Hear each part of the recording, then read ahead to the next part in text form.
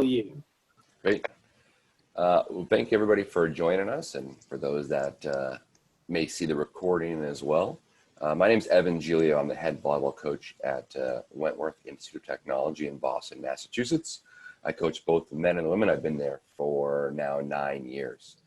If some of you recognize me, I've done the SG Elite High Academic Showcase the last couple years, and just wanted to bring a couple of college coaches on to talk about who we are, what we do, and maybe provide some opportunities for everyone here, and a little bit of information. A little bit about Wentworth to start. We're located, like I said, in Boston, Massachusetts. We have about 4,000 students. We are predominantly a STEM school focused on engineering, design, architecture, business, construction management, computer science are usually our big majors, a little bit of bio as well. We've been pretty successful on both the men and the women's side the last few years. A couple NCAA tournament appearances, been nationally ranked on the men's side, and just overall have done pretty well with the combination of STEM and volleyball. Obviously, Boston is a pretty good location. We're located within the city. We've got a centralized campus, which is nice, and we're surrounded by 6 other schools as well. So a pretty good college atmosphere. A couple, like I said, with pretty competitive volleyball. I'll let the other guys introduce themselves and where they're from. Steve, you want to go first? Sure. Thank you, Evan. And thank you, SG Elite, for hosting us this evening. My name is Steve England. I am the head men's volleyball coach at St. John Fisher College. We are located in Rochester, New York, which is just east of Buffalo. We are a liberal arts school with about 1,300 students. We're kind of in the suburbs of Rochester, New York, so in the outskirts there. And our main focus is health services, nursing, pre-med, bio, chemistry, those type of majors. But we also have a very good accredited business school as well, and sports management, which seems to be a big draw for the guys that I coach. We also have some teachers on the team. I have a lot of nursing majors as well. It seems to be getting a little bit more popular with the men's volleyball players around here. So that's been great as well. From a standpoint, we've only been around, we just finished up our 3rd season as a program. And before that, I was at Elmira College for 4 years. So it's been Division III. It's been one of my passions. I also played at Nazareth College as well. So thank you very much for having me. And then I think the next one up is Kyle. Yeah, what's going on, guys? Thanks for having us. My name is Kyle Mars. I'm the head coach for the men's program at Baldwin, Wallace. We're on the west side of Cleveland. We are a brand new team starting our 1st year for this year. So we are a product of the growth of boys and men's volleyball throughout this whole nation, and it's a pretty exciting time to be in the game. Baldwin Wallace, a little bit about the school. It's a type of medium-sized school, about 3,000 students. We have a lot of different majors. It is a liberal arts education. We are pretty close to the Cleveland airport, so we're super accessible for a lot of guys. For this 1st year, we have guys that are coming out from the West Coast, from the East Coast. So we're getting guys from all over the place, and that's going to be great for our 1st year team. Little bit about myself. I've been coaching now at the D3 level for about 5 to 6 years. I played at the D1 level at Penn State. So I've been around the game for a pretty long time as a young person. I feel like our game is in a great spot. So the state of Ohio right now, the game is on the cusp of getting a lot bigger. For you guys who have never been to the state, I feel like California is a really big hotbed, right? Ohio has about a total of 72 to 75 high school teams in the whole state. With that being said, there's a lot of great athletes, and I'm excited as to where the game is heading. So yeah, I'm really looking forward to talking with you guys a little bit more about what we have to offer and what we do at the D3 level. I think Rob is next. Everybody, Rob Wingert. I am the head men's and women's coach at Misericordia University in Dallas, Pennsylvania. If any of you guys have ever seen The Office, we're about 15 minutes south of Scranton, Pennsylvania, to give you some reference. A little bit about our school. We have right around 2,000 full-time students, both graduate and undergraduate. We offer over 33 majors at the university with a specialization in health sciences. Physical therapy, occupational therapy, speech language pathology, medical imaging, just to name a few. On the women's side, we are an emerging program, been in the conference playoff the past few years with some noise in the region to be made in the years to come. On the men's side, we're a very young program. We started back in 2018 and completed our third year. And unlike Steve up at St. John Fisher, we haven't been able to catch that same kind of heat at the start. So we're looking to play catch up with guys like him and Evin as we head into year 4. And I'm really excited to chat with all of you about the college search process, the offerings that Division III has. I've been very involved in the Division III landscape my entire life.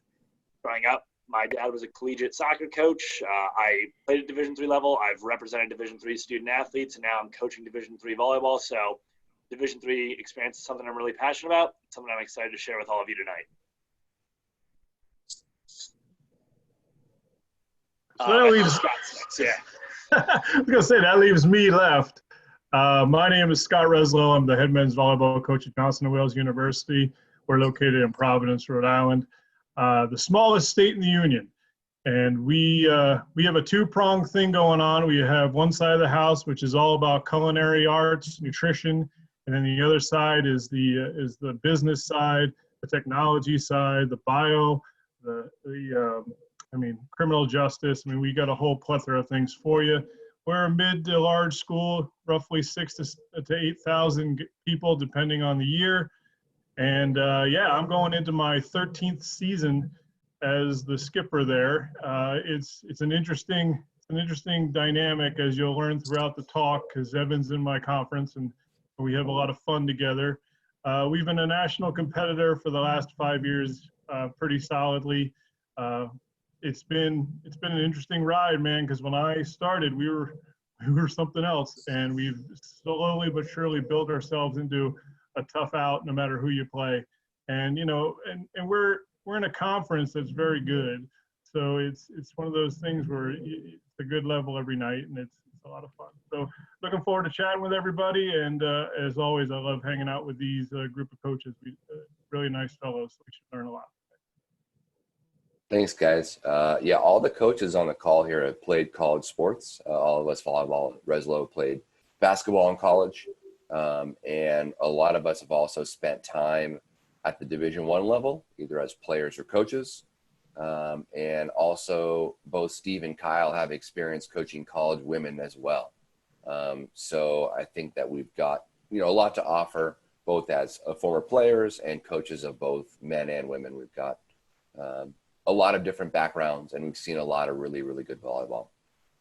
So coaches, can you talk a little bit about what you're looking for, maybe both athletically and personality-wise, out of a potential recruit?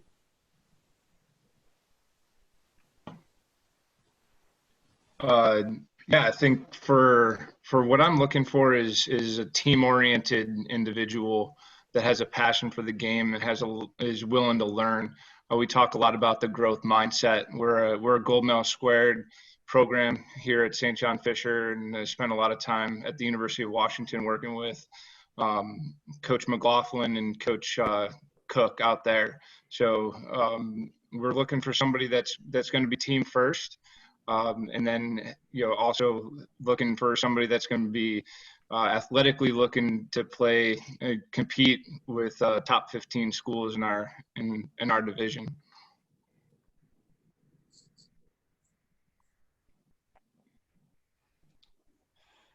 When you start talking about the type of athletes that everyone's looking for, you're looking for someone that's physical, that can handle themselves on the court. But a lot of the issues, like Steve said, is it comes down to your attitude. Are you a team player? How do you handle adversity? What do you do when things go wrong? All those types of things mix in to be the type of athlete that we're looking for. We want somebody who's physically can do the job, and then works well with the teammates, provides a good little vibe on the court, allows everyone to succeed, and then at the end, takes their volleyball and academics seriously. To touch a little bit on, Steve talking about people who put the team first. When we're recruiting, when we're watching film that's sent in, it's great to see, highlight reel plays and great celebrations and great reactions, seeing that high energy. But how you're reacting, how you're carrying yourself in those moments of adversity that Coach Reslow mentioned, when you're making error and how you're reacting, communicating with your coaches and teammates, that tells us a lot. That shows us the true character. So we want to see people and young men and women who are carrying themselves with a high level of maturity and a high sense of self and awareness, that understand that they're a part of something larger than themselves, even when the focus might be on you in that moment.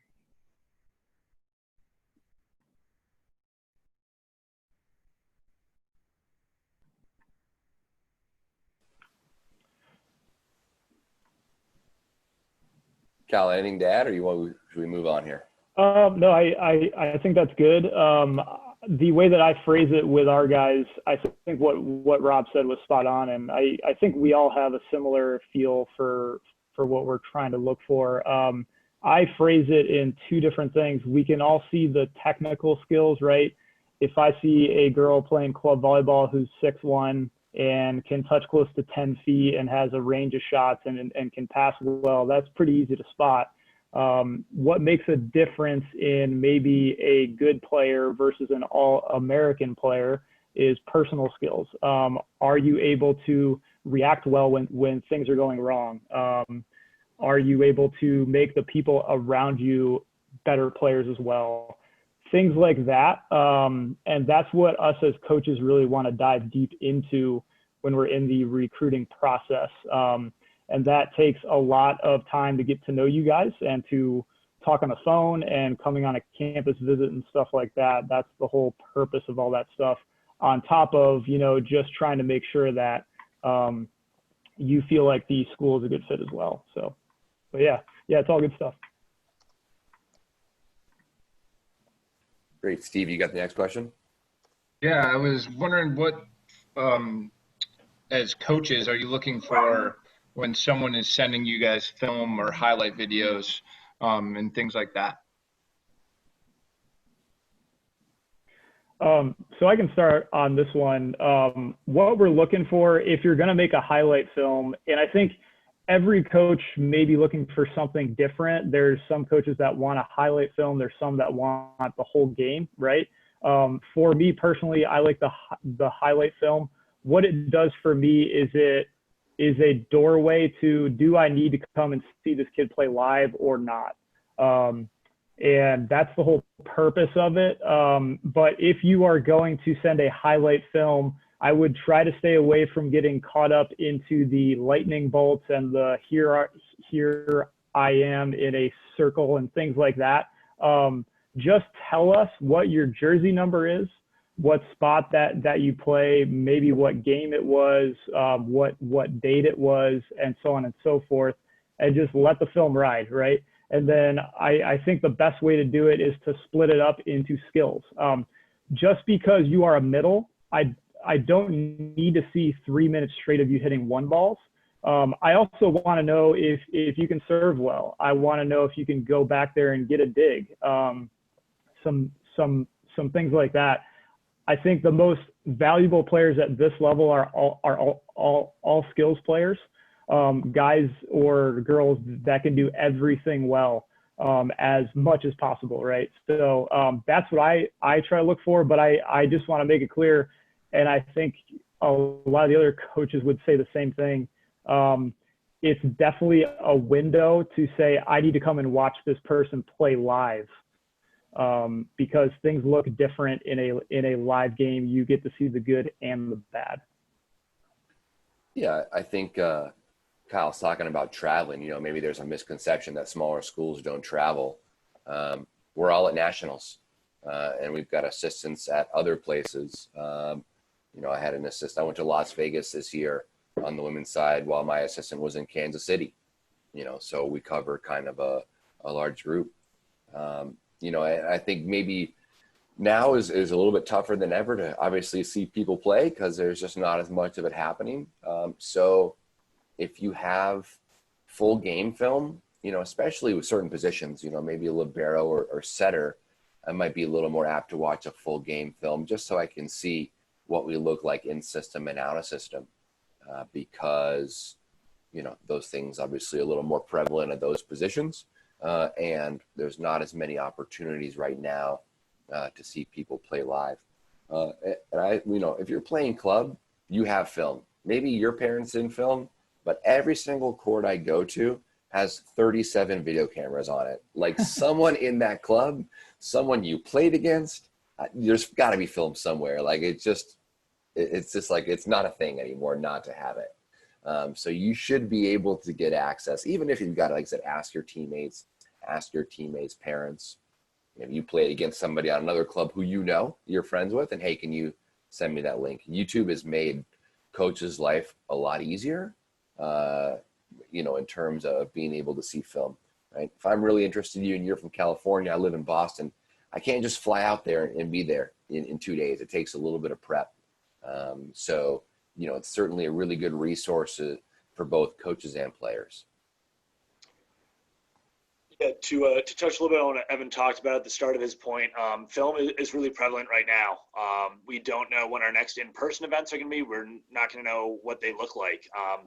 So for better or for worse, that's a big evaluation tool for us right now. And I think Steve, Kyle, and Evan all hit great points, and I'll talk a little bit about something a little bit more specific.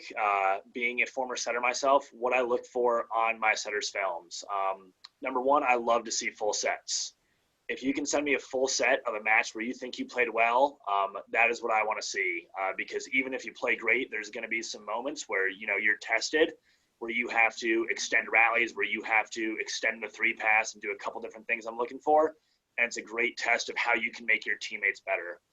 With highlight films for setters, I love when it's broken down. I love when I can see all of your outside sets in a row and see, okay, what type of consistent base are they allowing themselves? What is their location like consistently out there? Are they able to change paces with different hitters? And then moving to the middle and the variety of routes you can run there, and then your right sides. If you can sequentially break down your setting skill set, it makes it much, much easier for me to evaluate what I'm looking for in a setter. And also, including your other skills. I really prided myself on a blocker as my ability at the net when I was in school. So I love to see setters who can control the net.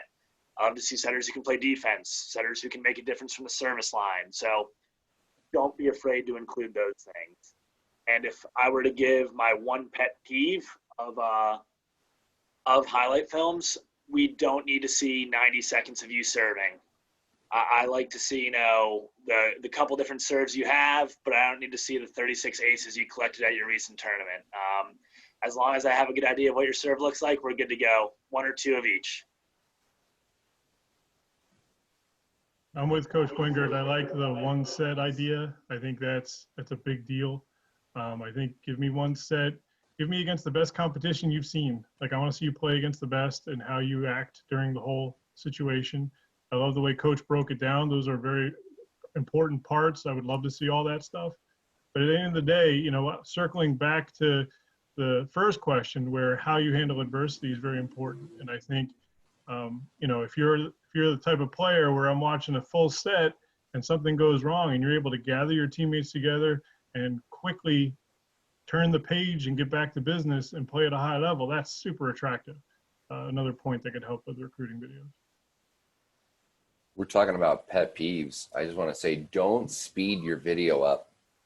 Like that's a thing now where people like just dial it up a little bit and it's a little faster than normal. It's very obvious.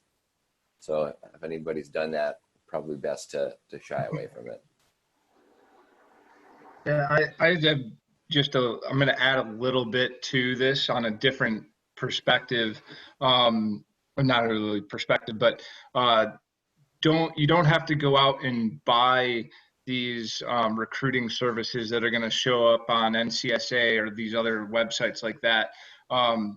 if you guys have noticed, any coach at a recruiting event, they all have phones or iPads, and they're looking at one specific app. It's called University Athlete, and we all, as colleges, we pay for that app. So we all have access to it. That's how I organize all my recruiting stuff, and then I upload it into our other software when I get back to the office. But it's free for student athletes, high school athletes. Go and utilize that. There are many times where I've gotten kids because they've found that app or that web service, and they uploaded their video film onto that for free. That'll be an easy way if we're walking near your court and we see that you're playing and that you have a profile already in there. I'm going to take a look at that because it's already in front of my face. So that's something that I'm always telling kids around the Rochester, Buffalo area to do, and utilize that free service. Does anybody have anything to add with that?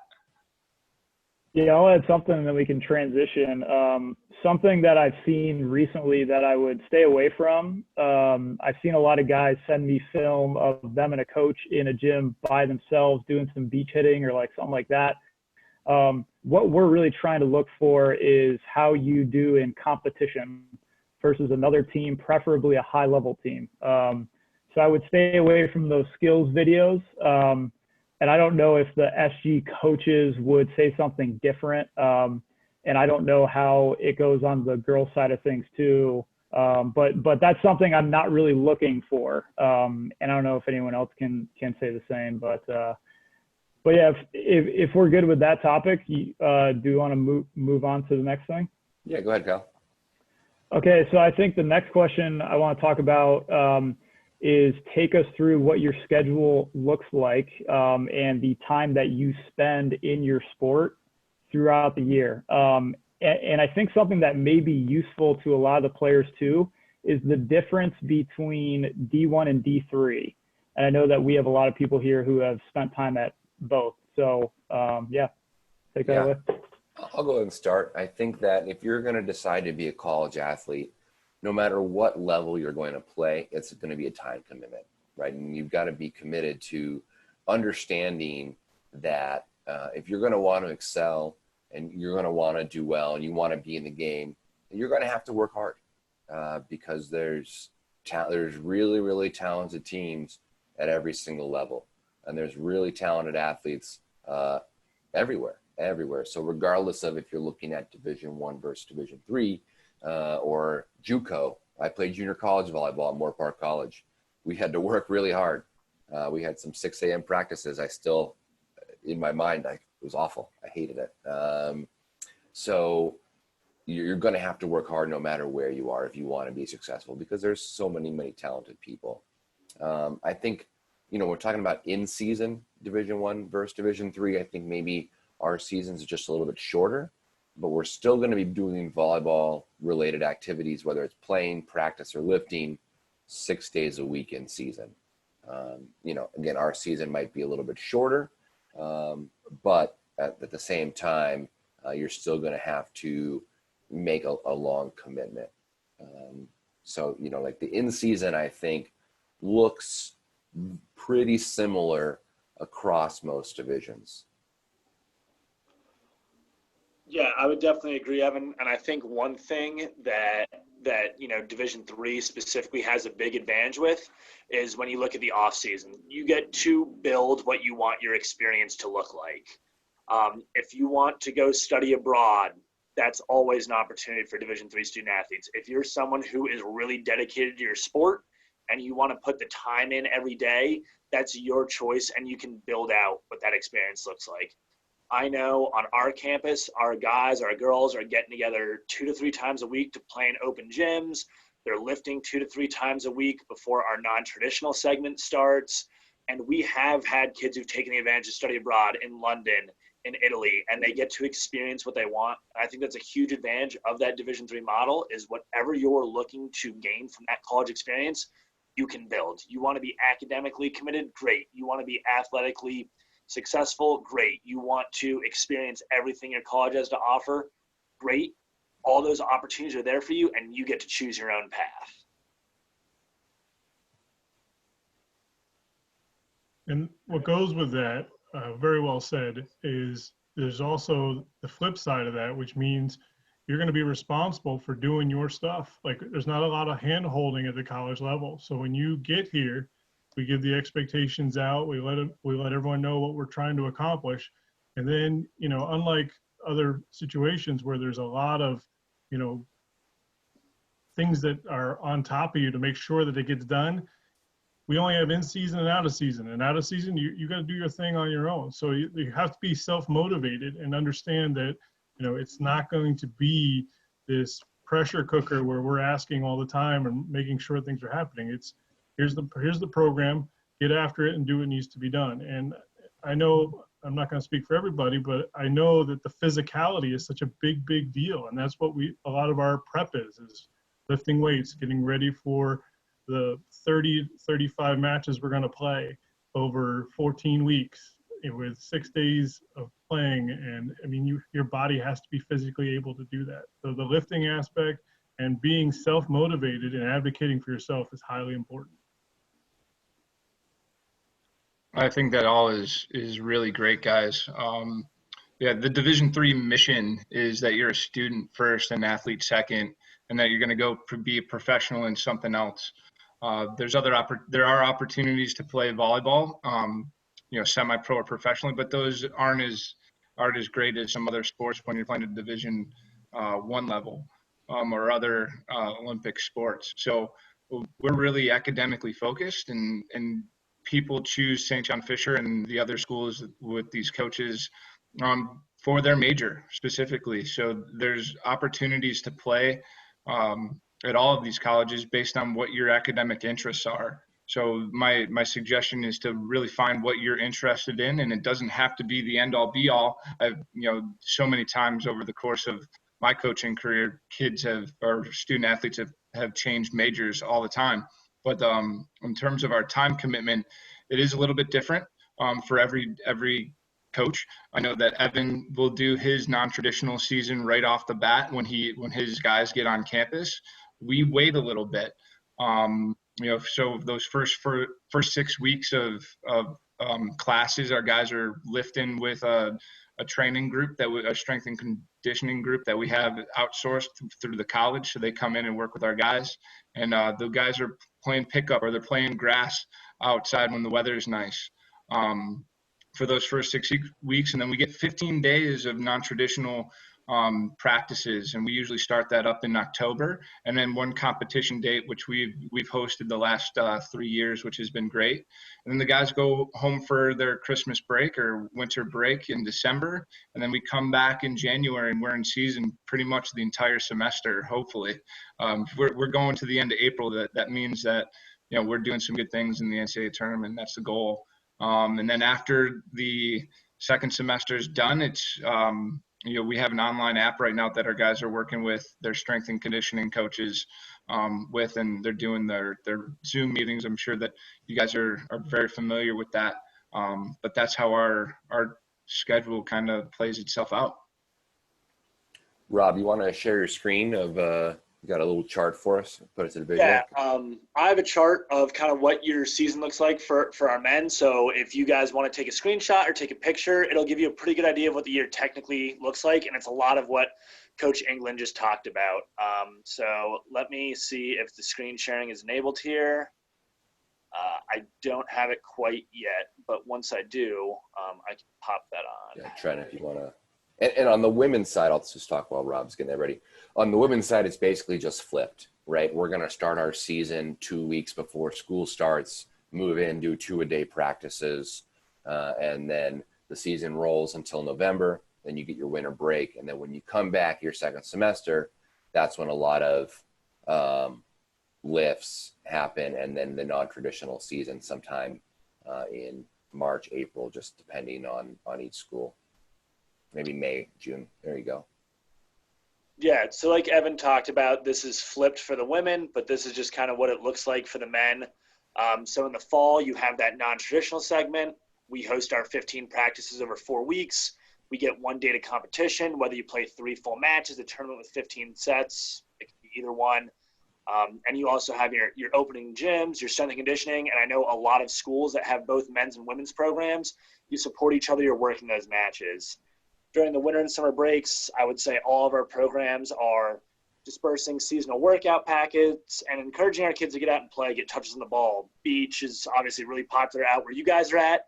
Here in Pennsylvania, we're much more inclined to grass and what's available to us. But whatever touches our kids can get, we're encouraging them.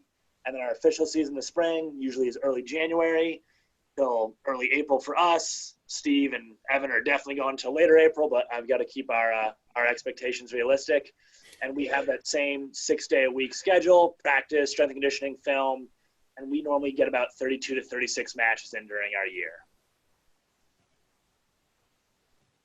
Yep, and it's like I said, as before, it's just basically flipped for the women's, but all same amount of competition, same amount of practices, same amount of dates, same amount of lifting.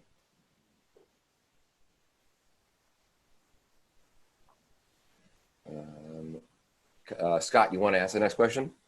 Sure thing. I have it right here. Let's see. What is the benefit of exploring options outside of SoCal, outside of being close to home? Why come across the country? Is basically the question. Go ahead, guys.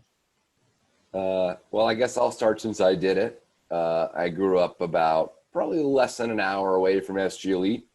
And when I was looking for places to play after I finished junior college, there was one men's school in California that wasn't Division I, Santa Cruz.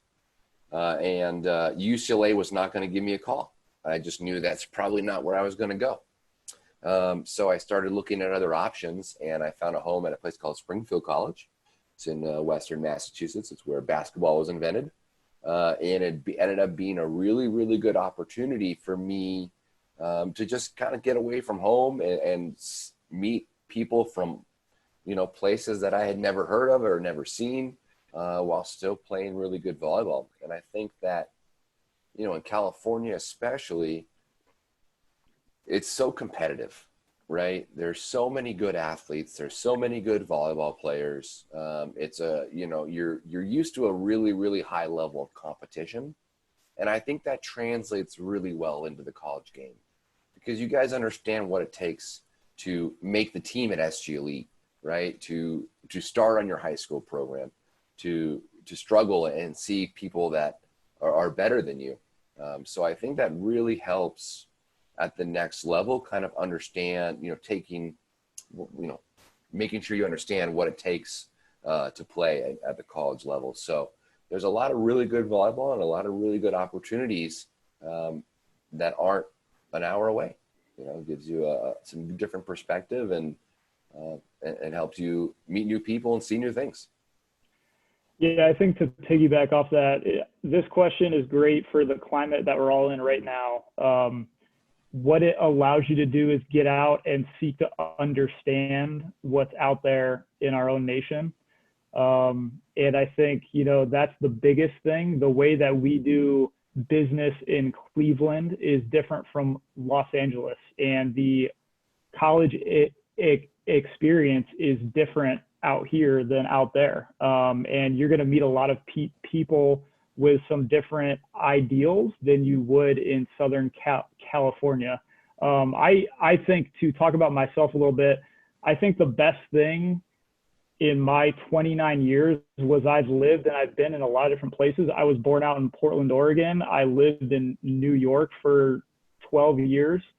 And I went to school in Pennsylvania, and now I'm in Ohio, and I've spent a lot of time out in Cali as well. There is just something great, and you get to learn from so many different walks of life. And I think that is an undervalued thing. And I think the big thing is when people go to choose those schools, there's a fear of what happens if it doesn't work out, or what happens if something goes wrong, or if I'm not going to get to see my family and stuff like that. I don't know if I have an answer to that. That's something that you're going to have to think through. But I will tell you that some of the best years of my life was when I got away from my family and I was learning from people that I didn't grow up with. And that's where the growth happens, right? So yeah, I don't know if anyone else has some thoughts on that. Yeah, I'll hop in here. I think the best thing that I've ever done was move out to Seattle, and that's from New York to Washington.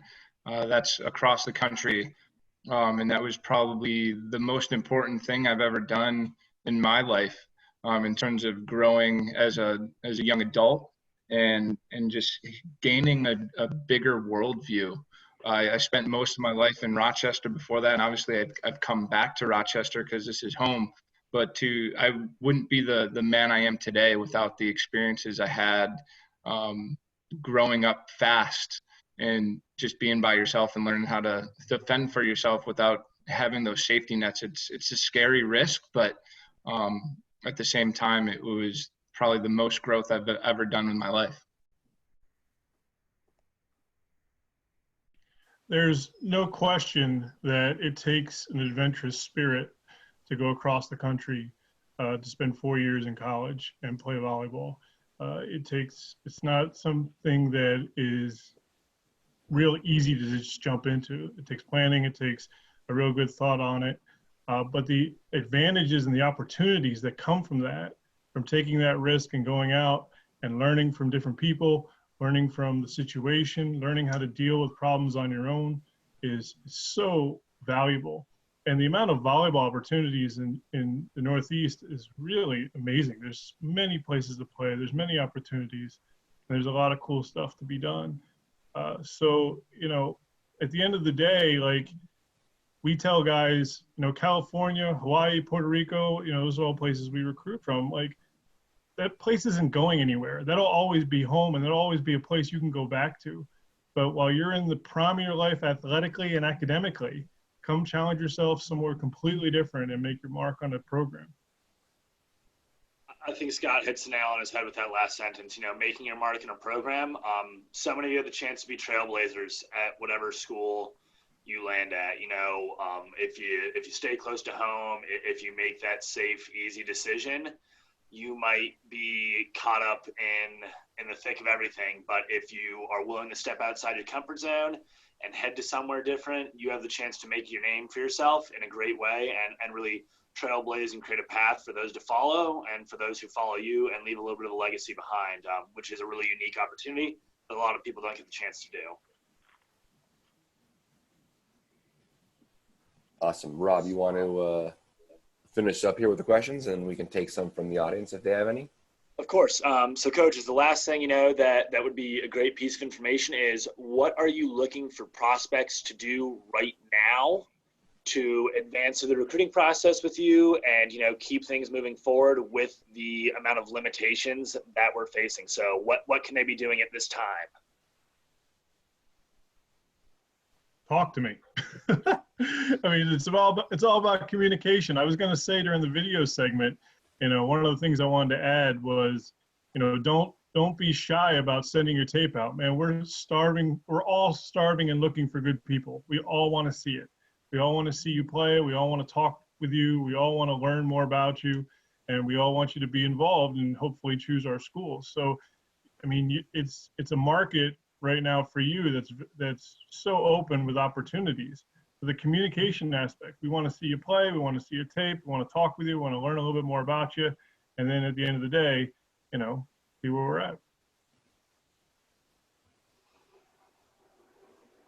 Fill out those questionnaires. Yeah. Oh, sorry. Go ahead. As Coach England was saying, we all have questionnaires online. There's been a lot of really good resources that all of our schools have put out now that you can take virtual tours.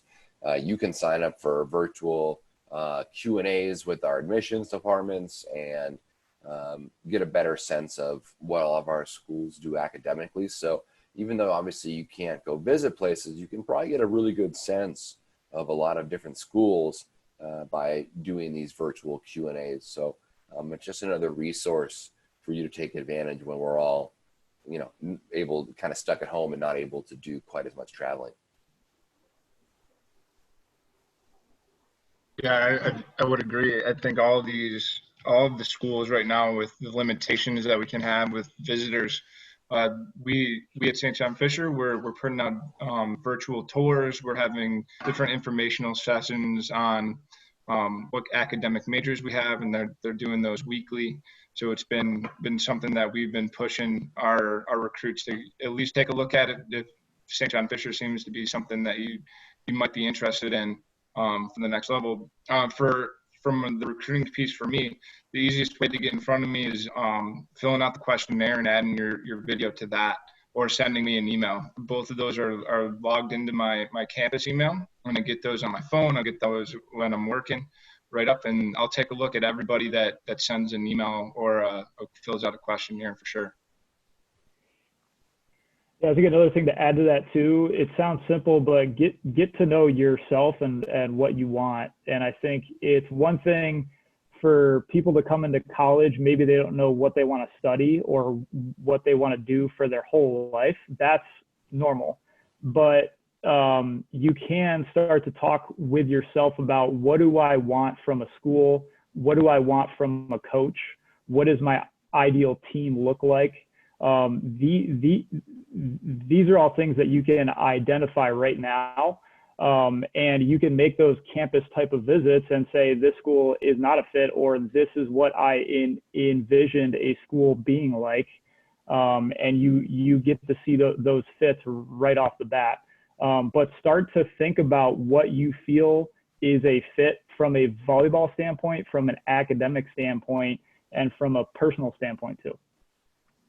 Kyle stole my thunder. I was going to bring up the exact same points. You've got a lot of time right now. Do some research. Find out what's important to you. And when you're having the communications with coaches, like Coach Reslow talked about, make sure you come prepared with questions. Be ready to have a conversation. I have done a lot of Zoom calls with recruits during this period, and there is nothing worse than when it feels like I'm talking to a cutout cardboard. Make sure you're ready to have a conversation. Make sure you're ready to come with questions. I'm always more impressed when I have an engaged recruit, because it shows me that they care, that they're engaged and invested in this process. And it gets me more excited to move forward with them, because I feel like they're a team player and they want to be a part of our program. Yeah, and I want to add to that too. Great point, Rob. I think it's really tough when you're a 10th grader, right? And you're talking to somebody who's a grown man that coaches at the college level. It can seem daunting, right? The only way that you can get better at it is to practice, right? So I think a good way to practice that is, if you have a question for a coach, or if you have a question for somebody in your own life, instead of sending them a text, give them a call and talk to them and practice that. I think that is going to be huge. So when it comes to be the time that you have a coach on the phone who is drilling you with all these questions, and they want to get to know what you feel like is going to be a good fit, you have some experience with advocating for yourself, as Scott said. But seek out ways to get on the phone or get on these Zoom calls and just speak up and just start to talk. And the only way you're going to get a lot better with it is just to practice. Plus, talking with a coach is like giving a speech. Nobody wants you to fail. They want you to do well. So you just come in there and attack it, and we're going to love it. We're going to have a great conversation, and we're going to figure out where we stand. Trent, is there some things that we missed that you want to bring up? I guess the question that we were kind of talking about before everyone came in was more about, for the class of 2021, where maybe you guys are just starting to put eyes on certain recruits, or maybe you haven't seen them at all and all you've seen is film.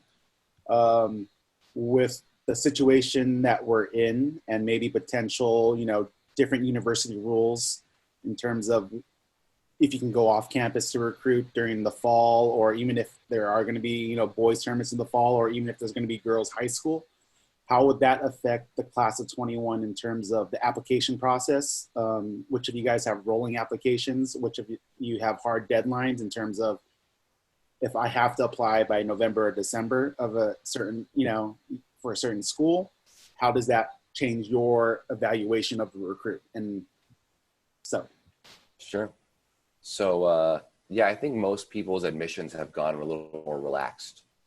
We have rolling admissions, and like right now we're still accepting 2020s, whereas maybe a year or two ago we would have cut off our admissions.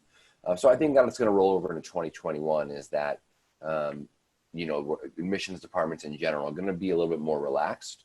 And you know what? The reality is we might have to make some decisions on players that either don't have the opportunity to visit or we don't have to see them play live. That happened to me. We got a men's commit who I had talked to and I'd seen him play live, but he didn't have the opportunity to come see campus this year, and we still got him to come. So I think there are going to be, especially on the women's side where things tend to happen a little bit earlier, we as coaches, I might accept some commits of players that haven't had the chance to visit. But I think what a couple coaches talked about, especially Kyle and Scott, being ready to have a conversation with coaches so that we've got a really good idea and feel of who you are as a person and what's important to you, and making sure everything matches up. So those things are going to be even more important if we're not going to be able to do as much visiting or seeing play live. Evan, Evan's preaching to the choir with all these coaches on the call here. With this right now and everything that's happening, it's more important than ever that you showcase that you're going to be a cultural fit for the program that you want to be a part of. I will always, always take chances on kids who are going to be program kids, who I'm going to be proud to have a part of Misericordia Volleyball and our community and what we stand for. So, you might not be the best volleyball player, but if you're a hard worker and you represent all the right things, then I'll take that chance. So make sure you are broadcasting yourself, your truest self, to these coaches, because that's going to make us a lot more probable to take a chance on you if these situations arise where the access remains limited.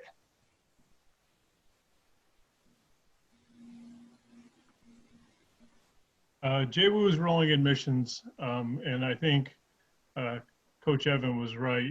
Things are relaxing even more because the landscape is just absolutely transforming before our eyes in terms of what we're all dealing with. And like Coach Wingert said, the cultural aspect, the hardworking aspect, all those communicated to us and back on what we're all trying to accomplish together. It's going to lead to choices being made without physicality even showing. But I think it could still all work.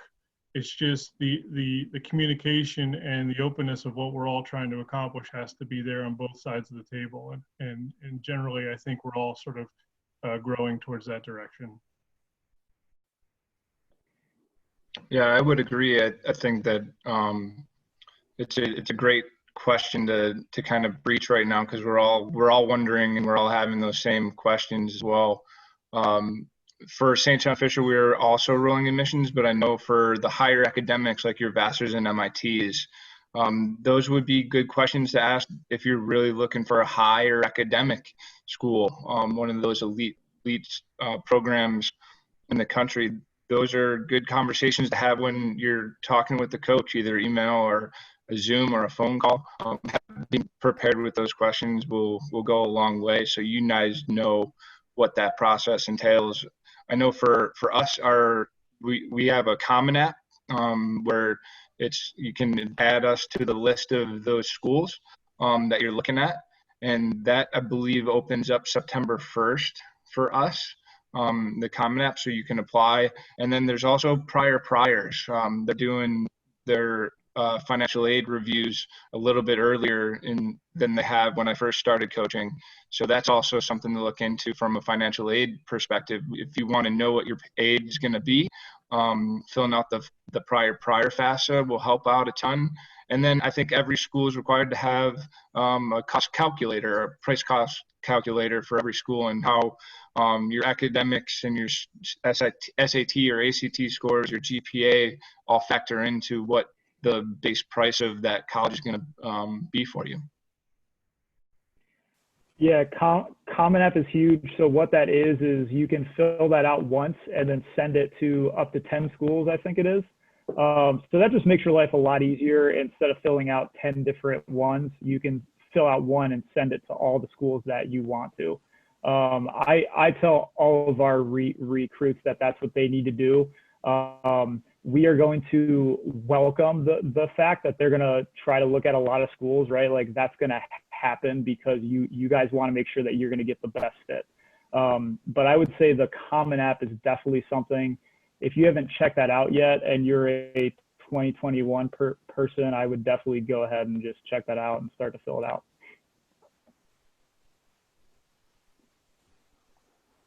Should I be the parent now? Like I have 3 kids and my 4-year-old's a hellion.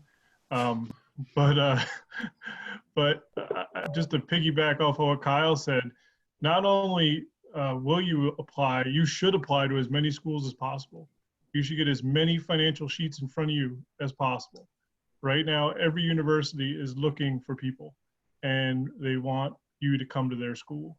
So you should be getting wonderful deals in the university world right now. So get as many financial sheets as you can.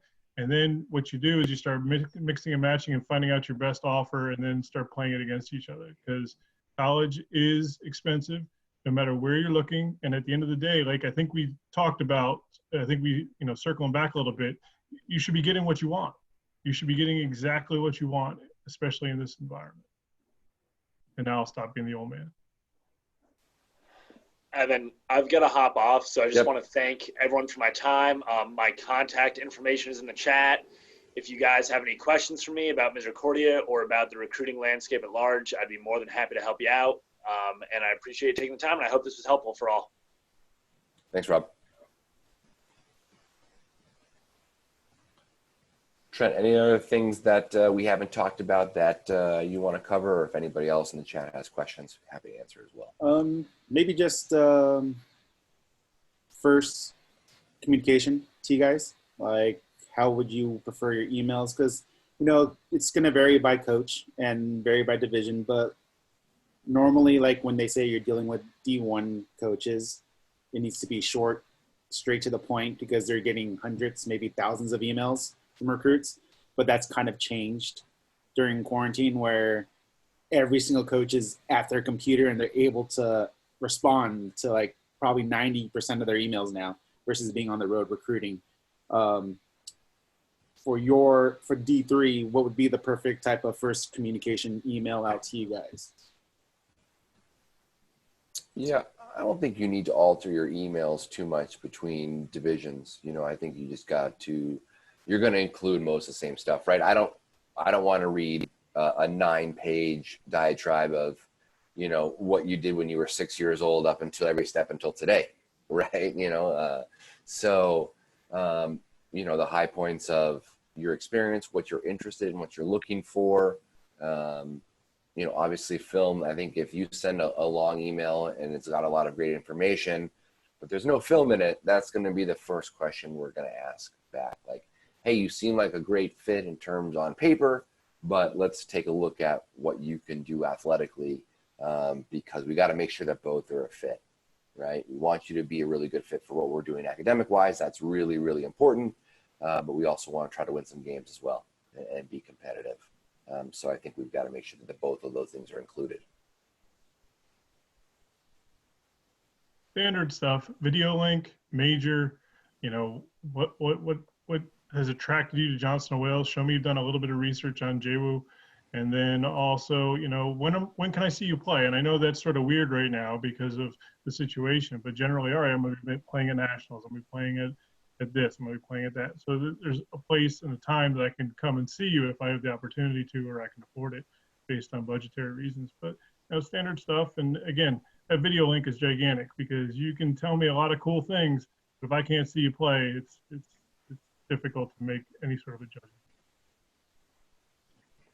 Yeah, I would also say don't wait. 2021s are already starting to be locked down. So if you are somebody in a certain spot and you wait until January to make a first contact, that spot might be taken on our types of rosters, So I would say do it early, especially now. We're not doing anything. We're in quarantine, right? My next thing I want to say is don't be afraid to be yourself. And I'm not saying like type the email like, yo, like this is Scott, but just write an email. I always think it's pretty funny when guys painstakingly use these high level words and stuff like that. Maybe that's who you are. That's great. But don't feel like you need to write just this like crazy, well done thing. Be yourself and say, here's who I am. Here's my height. Here's what I play. Here's my experience. Here's the link. And don't feel like there's so much pressure on you, because we know you guys are 17 years old. You guys are going to have personality. I know that's something I try to look for for my players is I want this person to be a joy to be around too. So don't be afraid to show that a little bit, especially on the phone too. That's a great point, Kyle, man. I tell our guys all the time, our girls, like, if you're weird, be weird. You know what I mean? Like, just be yourself. Like, I promise you, players, like the coaches on here, these guys are all a little bit weird too. All right. Like, we're not always the most serious guys in the world. Like, we want to know your personality. We want to have fun. Like, that's a big part of it. Yeah, I actually hosted a guy my freshman year at Penn State, and I asked him, like, what do you want, or like, what do you like to do? And he told me the first thing was he loved Harry Potter. The second thing was he can solve a Rubik's Cube in 10 seconds. And I was like, this guy has got to be a genius, and let's see it, So yeah, just feel free to be yourself. Makes living a lot more interesting. All right. Well, I think that does it for us. I really appreciate you guys giving us the opportunity to come and talk about our schools a little bit. Obviously, you can reach out to us directly. We're happy to hear from you. If you want to reach out through Trent, that's great too. He can get the information appropriately to us. And like I said, if there's questions in the future, we're happy to hear all of them and anything we can do.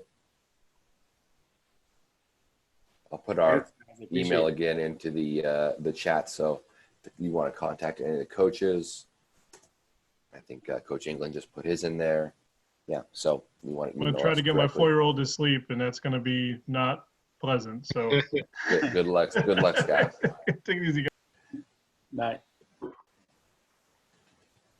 All right. Thanks, everyone. Appreciate it. Thank you, Trent. Thanks, guys.